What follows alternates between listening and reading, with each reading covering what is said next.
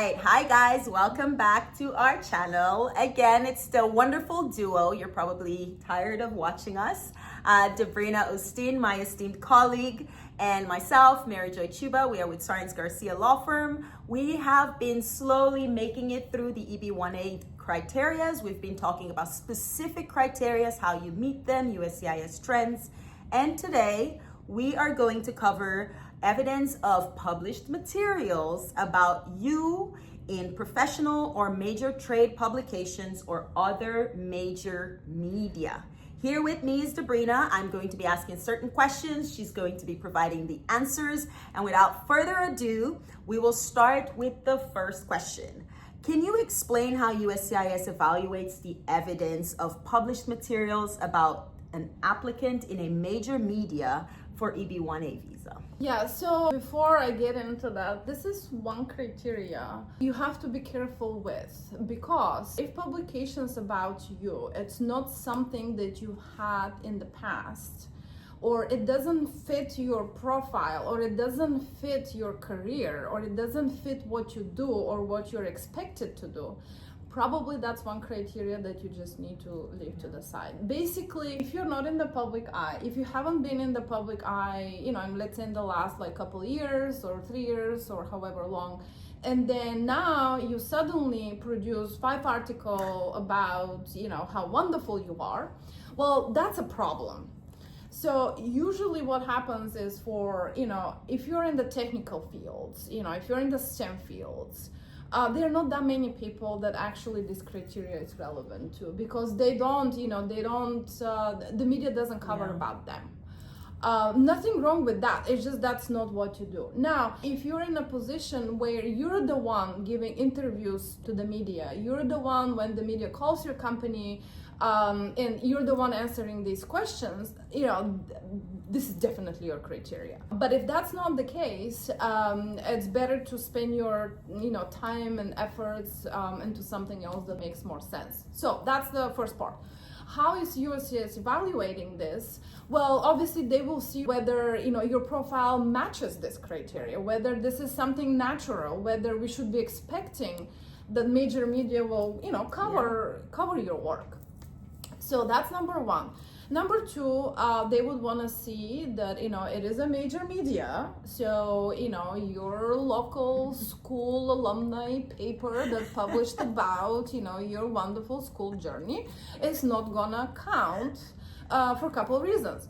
Not major media, and it's not about your work. It's about your about your school, how great of a student you were, the scholarship that you got, but that has nothing to do with your work. So, that's what the USCIS will technically look at. Also, they're gonna look at whether the article has an author. And doesn't matter how archaic that sounds, they do wanna see that the article has an author. The reason I'm saying that is nowadays, with a lot of publications, major media, and even things like Washington Post, New York Times, often the article will not have an author. It will just say editorial desk or editorial team. If you submit something like that, USCIS will push back that you did not satisfy the statutory criteria or requirements because there's no author. So we have to explain to them in that RFE that nowadays, if there are a few editors working on that article, and to keep it consistent, they will not put a name, rather the newspaper or organization will just put editorial desk. But you do want to make sure that there is an author. That's the first thing that I will look at.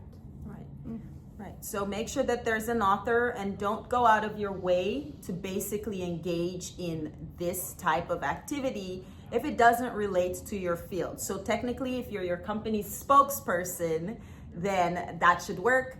If the professional field you're in requires that you are constantly being interviewed because of your research or work or things like that, then that counts. But don't fret if it doesn't apply to you. There are other criterias that you can also fit. Remember, it says minimum of 3, but we obviously like to hit as much as those criterias as we can. So with regards to that, how can an applicant prove that a publication is in a significant or major media with major reputation. Right. So one thing, well, a couple things. So sometimes, we've had clients where it's like, they're like, oh, I was, published by, New York Times published, about me. I don't really need to show that much evidence that, New York Times is a major publication. Wrong. You do not assume that USCIS will know what is a major publication and what isn't, right? Even if we talk about New York Times, Washington Post, The Economist, whatever it is. So that's number one. Number two, we want to show how many views that publication has, whether it's a magazine, a newspaper. And there are third-party, sources where you can actually gather that information. I usually use, one of the things that I use is a website called SimilarWeb. There was another one, the Hypestat.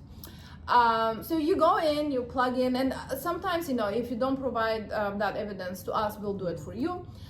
You plug in the magazines or the newspaper name, and it will show you the views, basically, and from where, and whether it's global, local, whatever it is. So that's one. Another thing is also we sometimes, if it's available, you can submit the media kit for that publication. All major publications they all have media kits. It's on their website. If not, you can request it. They do that so that they can present to their advertisers what is their outreach. So, and sometimes we do both. Sometimes it's the information from SimilarWeb, Hypestat, and the media kit, showing that this is in fact a major publication. Now, I like to see that publication has about 1 million views at least. I can go with 700-ish. You do really want to make sure that it is a major publication. So things like, as I mentioned, your school's whatever portal, website, magazine. I don't care what school that is, because I had these conversations with clients before. Oh, but I went to MIT. I'm like, I understand. This is great evidence for the totality, right. But this is not major media. Exactly. So things like that. Your company's website definitely not considered major media. Other blog type of platforms that have published about you and your work, they're not also major media. So you kind of have to be careful, what you have and how it's presented. Yeah, that's important. So strategically, I don't want to say strategically target, but plan strategically, right? You don't wake up one day and say you want to have this interview with this outlet without doing your research and knowing whether or not it qualifies being tied to your field or related to what you do as a professional. Yeah. Or the other thing is I actually have seen it in a case that came to me a few years ago. It wasn't in the tech field, it was more on the artistic side of things. And so actually the client, they filed on their own, and ultimately, they had a great profile. The case got denied just because the evidence that was submitted, it wasn't the right evidence. So basically what happened was, in their initial filing, they had a lot of media coverage from different countries for different things.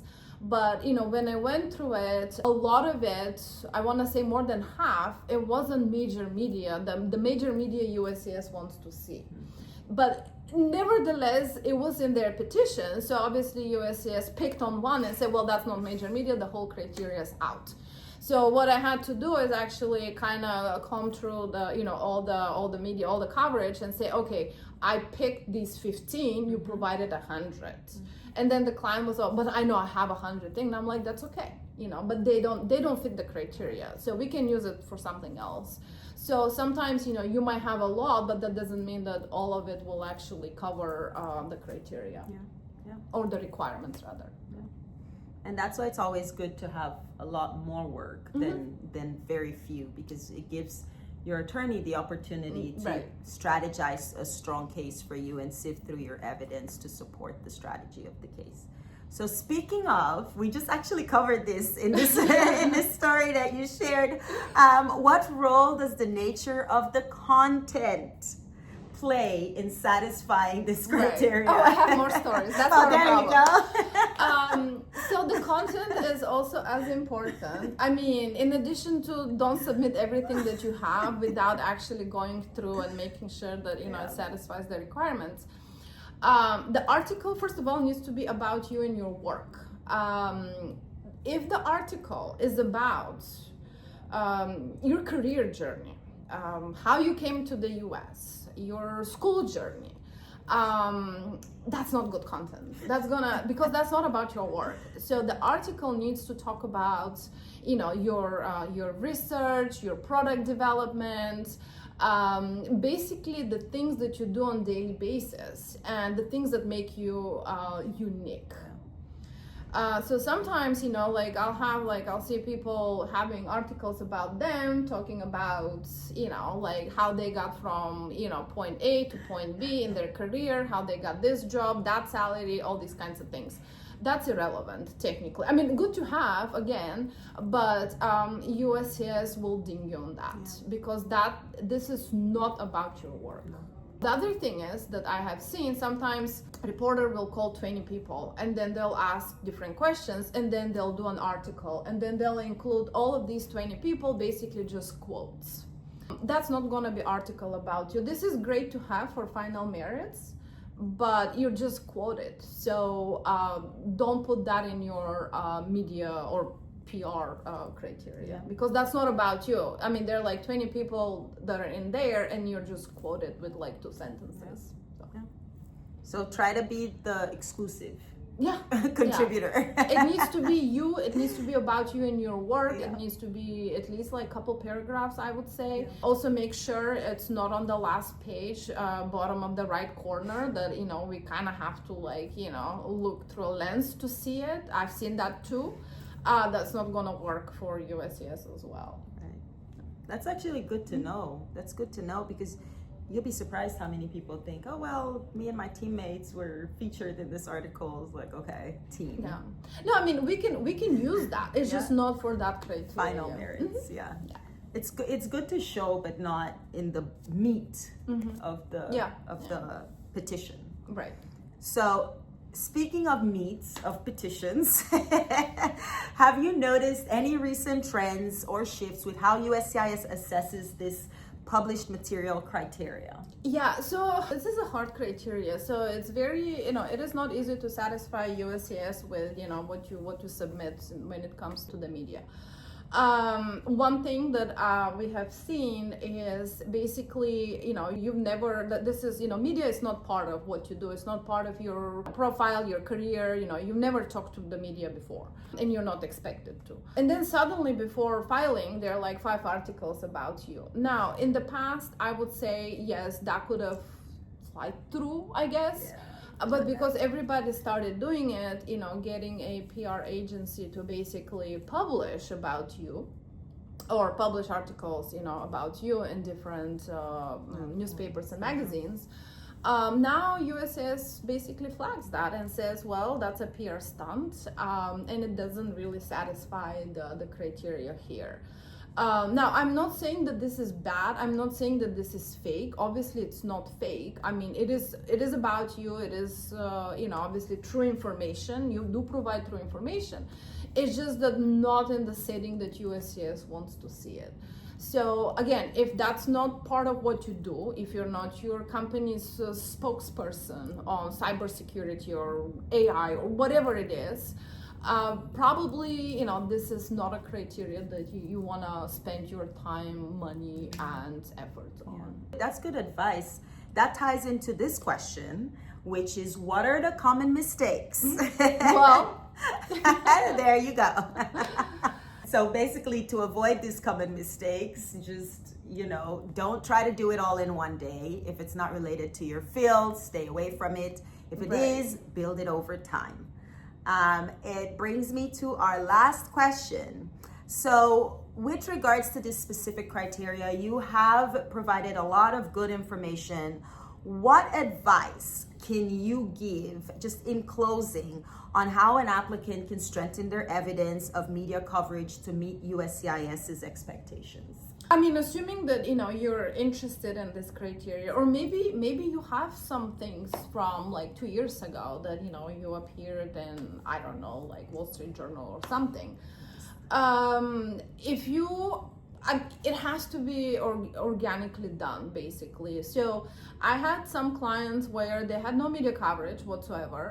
But once they started like embracing the EB-1 journey, they started basically, talking about their work, putting it out there, and then media would actually reach out to them because it was, I guess something really significant. And that was done organically. So it wasn't paid for. It wasn't like, last page, right corner that I had to like, look through the lens to find it.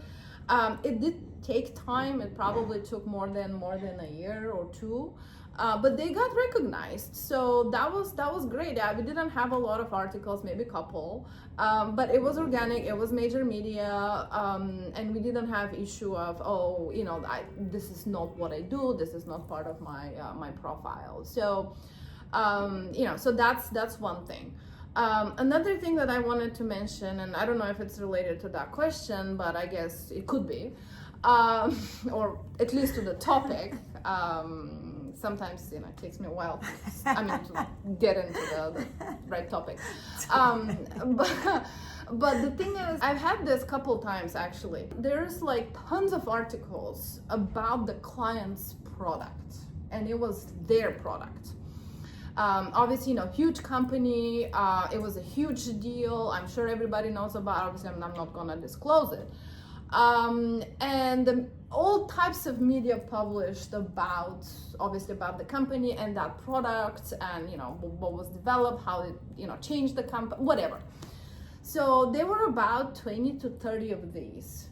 The client's name was never mentioned, of course. It was the company, some VP, and pretty much that was it.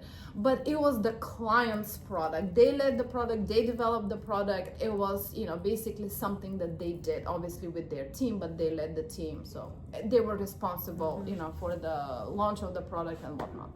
So what we did, and it was 50-50, I told them, look, your name is not in the paper. It's not mentioned anywhere. If we have a stricter officer, they might ding you. But because there was so many articles about it, and from everywhere basically, we actually got a letter from the company tying the client's name to the product, basically explaining that the media is talking about their product, which is technically their work. The case got approved. I don't know if that was the thing that got it through. I don't know. But this is one thing you can think about. Now, if the client had about 2 or 3 articles, I probably wouldn't do it. But it's just because the media buzz was everywhere about it.